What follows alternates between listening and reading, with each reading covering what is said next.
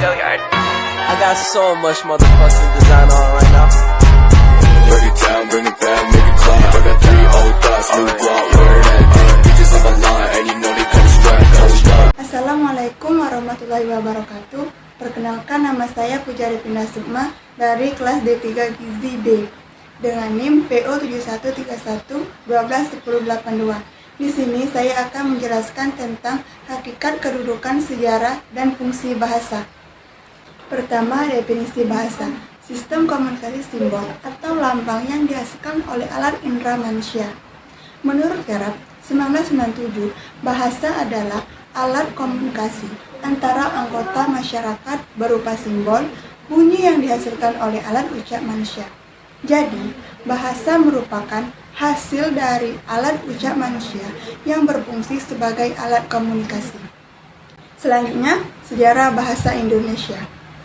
Pertama, bahasa Indonesia ternyata bersumber atau akar bahasa Indonesia adalah bahasa Melayu.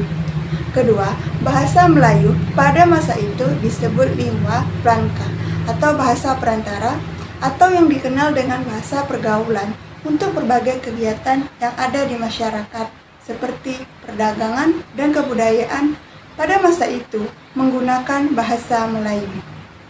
Alasan mengapa bahasa Melayu menjadi dasar bahasa Indonesia yakni karena 1. Digunakan sebagai lingua franca atau bahasa pergaulan. 2.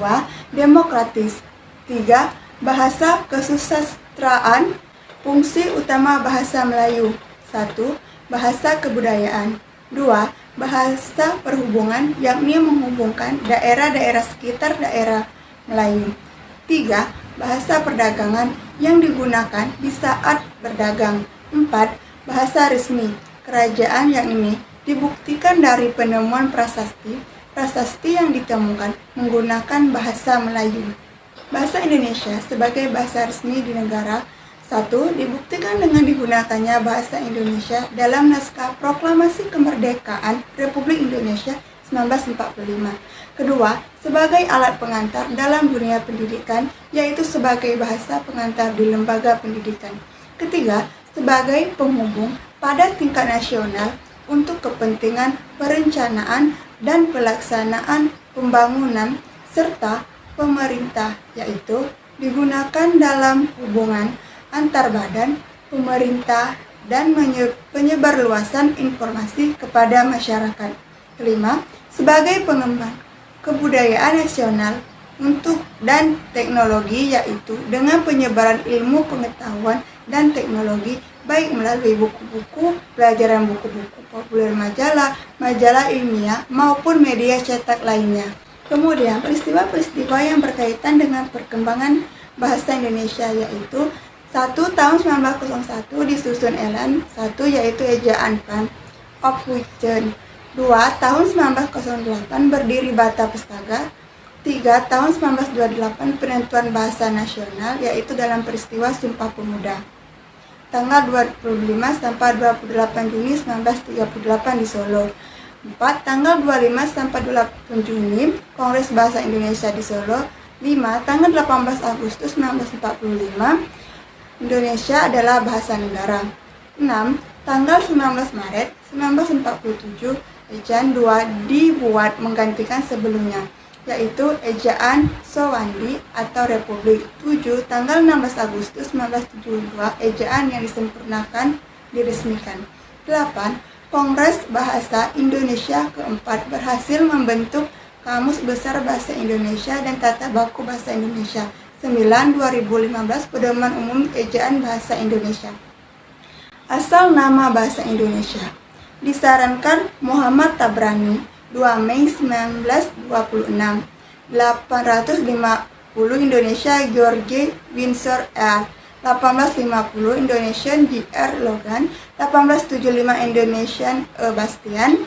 1925 Perhimpunan Indonesia di negara Belanda. Selanjutnya beberapa fungsi dalam bahasa Indonesia. Pertama yaitu fungsi bahasa Indonesia baku. 1. Sebagai pemersatu dalam hubungan sosial antar manusia. 2. Sebagai penanda kepribadian, mengungkapkan perasaan dan jati diri. 3. Sebagai penambah wibawa, menjaga komunikasi yang santun. 4. Sebagai kerangka acuan dengan tindak tutur yang terkontrol. 2. Yaitu secara umum sebagai alat komunikasi lisan maupun tulisan. Menurut Santoso 2004, fungsi bahasa meliputi 1. Fungsi informasi, mengungkapkan perasaan. 2. Alat ekspresi dini, perlakuan terhadap antar anggota masyarakat, pengadaptasi dan integrasi sosial, berhubungan dengan sosial. 3. Kontrol sosial, indikator ungkan aku. Kedudukan dan fungsi bahasa Indonesia sebagai bahasa nasional, negara, dan daerah yaitu bahasa nasional. Bahasa Indonesia adalah sebagai persatuan atau tercantum dalam Sumpah Pemuda. Fungsi 1. Lambang kebanggaan kebangsaan, yaitu dibuktikan dengan masih digunakannya bahasa Indonesia sampai sekarang ini. 2.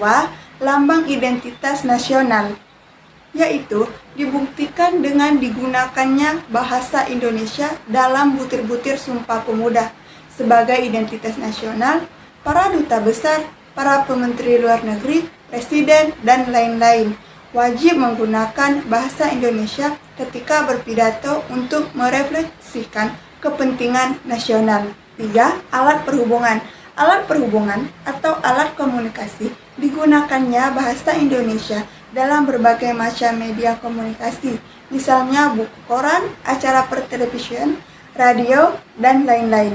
4. Alat pemersatu bangsa. Indonesia memiliki beragam bahasa dan budaya, maka harus ada bahasa pemersatu. Undang-Undang Bahasa sejak 9 Juli 2009, keberadaan dan penggunaan bahasa Indonesia sudah diatur dalam Undang-Undang Nomor 24 Tahun 2009 tentang bendera, bahasa, dan lambang negara serta lagu kebangsaan.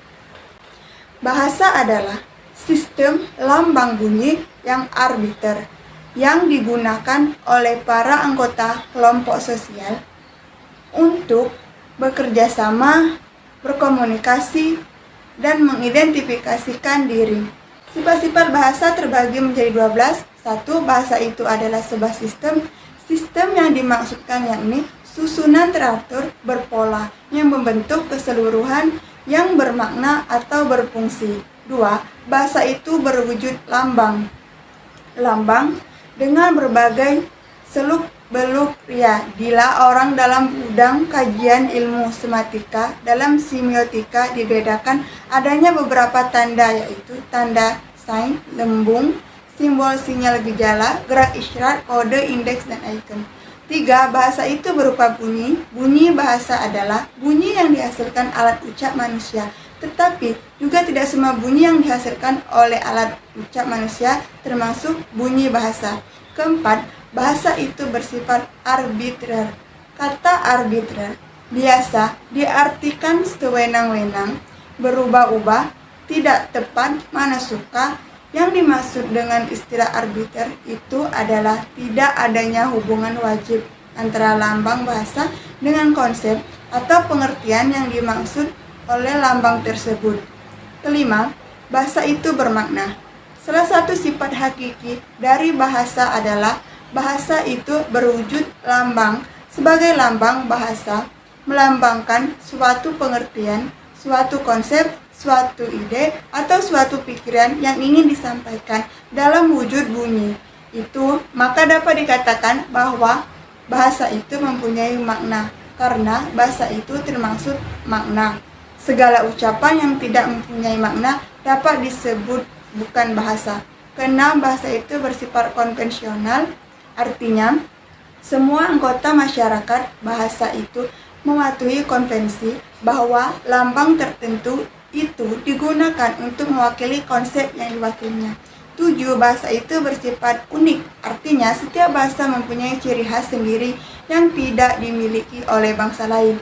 Ciri khas ini bisa menyangkut sistem bunyi, sistem pembentukan kata, sistem pembentukan kalimat, atau sistem-sistem lainnya. 8. Bahasa itu bersifat universal, artinya ada ciri yang sama yang dimiliki setiap bahasa yang ada di dunia ini. Misalnya, ciri universal bahasa umum adalah bahasa itu mempunyai bunyi bahasa yang terdiri dari vokal atau konsonan. Kesembilan, bahasa itu bersifat produksi. Bahasa bersifat produksi artinya meskipun unsur-unsur bahasa itu terbatas, tetap dengan unsur-unsur yang jumlahnya terbatas itu dapat dibuat satu satuan bahasa yang tak terbatas meski secara relatif sesuai dengan sistem yang berlaku dalam bahasa itu. 10. Bahasa itu bervariasi. Anggota masyarakat suatu bahasa biasanya terdiri dari berbagai orang dengan berbagai status sosial dan latar belakang budaya yang tidak sama. Karena perbedaan tersebut, maka bahasa yang digunakan menjadi bervariasi. Ke-11, bahasa itu bersifat dinamis. Bahasa tidak pernah lepas dari segala kegiatan dan gerak manusia sepanjang keberadaan manusia itu sebagai makhluk yang berbudaya dan bermasyarakat, karena ketertarikan dan keterkaitan bahasa itu dengan manusia. Sedangkan dalam kehidupannya di dalam masyarakat, kegiatan manusia selalu berubah. Maka bahasa menjadi ikut berubah, menjadi tidak tetap tetapi menjadi dinamis. Yang terakhir, bahasa itu manusiawi. Alat komunikasi manusia berbeda dengan binatang. Alat komunikasi binatang bersifat tetap statis, sedangkan alat komunikasi manusia yaitu bersifat produktif dan dinamis. Maka bahasa bersifat manusiawi dalam arti bahasa itu hanya milik manusia dan hanya dapat digunakan oleh manusia. Itulah hasil pemaparan materi dari saya. Lebih dan kurang saya mohon maaf. Kepada Allah saya mohon ampun. Terima kasih atas perhatiannya. Wassalamualaikum warahmatullahi wabarakatuh.